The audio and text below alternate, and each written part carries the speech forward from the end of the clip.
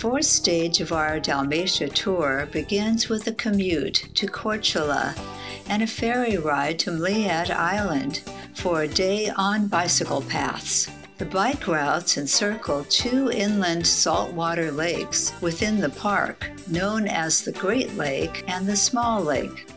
Total mileage for the day is 40 kilometers with 622 meters of elevation gain. Today is Tommy's day off, so the transfer van is idle. A bike ride is optional, and our guide has suggested a day trip to the national park on Mljet Island. Most of us have opted in. We begin with a warm-up ride from Lumbarda to the Korčula ferry dock. Again, our weather is warm and sunny, perfect for a morning ride. An early arrival gives us some time before the ferry departure to see some sights in Korčula town. After an hour on the ferry, we arrive in Pomena, the gateway to the national park. Originally, it was a small fishing village, providing a safe anchorage for fishermen and sailors.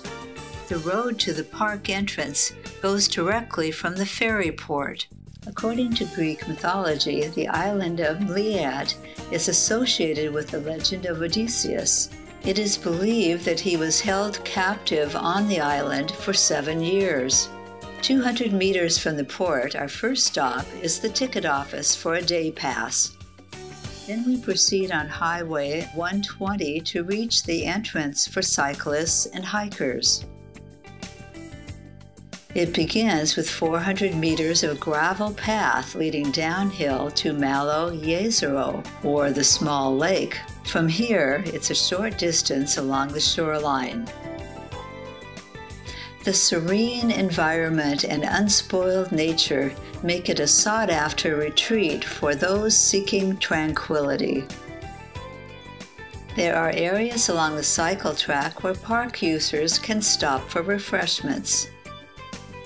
Pristaništa is an all-purpose area with postal and exchange offices, restrooms, and the headquarters of the national park. It is also a hub for other trails through the park. The trail continues along the shoreline of the Great Lake with continuous views of the scenery. Around the middle of the lake, there is a bridge that crosses to the other side. Some cyclists brave the steps for the view of the lake. The small resort village of Solinia has apartments and private inns for longer stays. Due to increased pedestrian traffic, dismounting our bicycles is suggested. This is also one of the ports for the passenger ferry that serves other ports on the Great Lake. Then we're back on our saddles and we continue following the trail. The trail ends at the end of the Great Lake, where the lake joins with the Adriatic Sea. The dirt path leads to a beach where we remove our shoes and cool our feet in the sea. Mljet National Park is a biodiversity hotspot, home to a variety of plants and animal species, some of which are endemic to the region. In order to reach the other side of the Great Lake, we retrace our tracks and revisit the scenery from the opposite direction. And by now, the sun has burned off most of the morning cloudy overcast, raising the temperature to 25 degrees centigrade.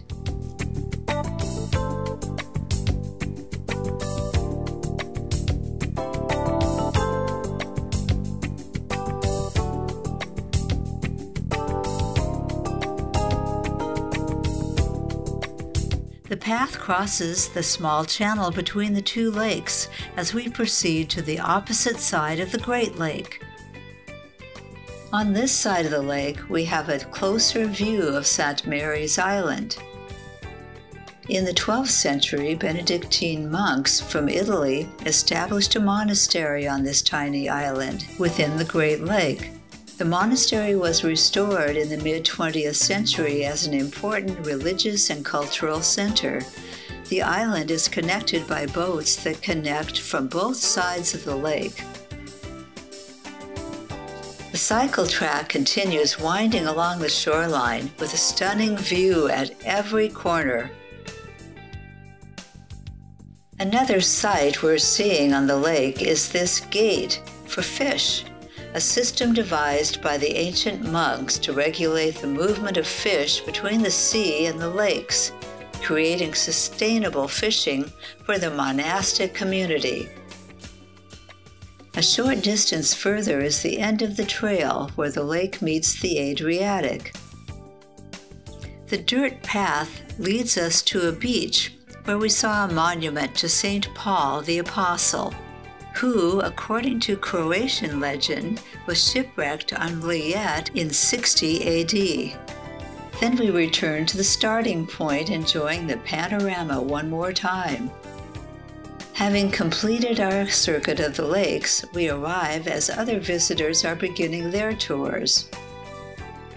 But our group still has some more time to explore, giving us an opportunity to try some different trails.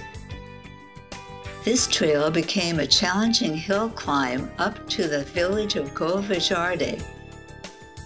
Govajarde is the oldest village in the national park area. The route back to Pomena follows State Highway 120 with this warning to watch for wild boars. Really?